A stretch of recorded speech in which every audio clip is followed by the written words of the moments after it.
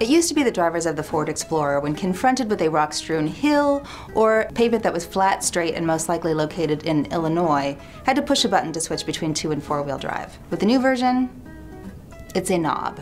I'm Susan Carpenter with the Los Angeles Times Motor Minute. This knob is emblematic of a completely overhauled Explorer that is more sophisticated and technologically oriented, one that is off-road capable but ultimately oriented toward the street. The new version gets 25% better fuel economy than the last one, up to 25 miles per gallon highway. 7 seats are now standard instead of being a factory option, and there are also some pretty innovative safety features such as inflatable seat belts in the middle row. And you get all this for $1,100 less than the 2010 version. It starts at $28,995. Only 17% of Explorer drivers ever take their vehicles off-road, so that terrain management system knob is really for them.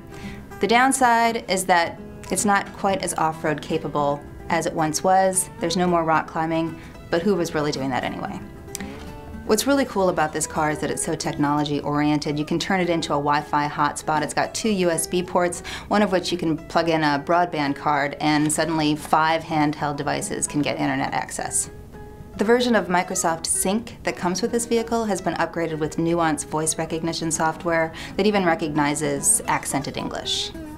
The Ford Explorer is an off-road capable vehicle, but the 2011 Explorer is really off-road light.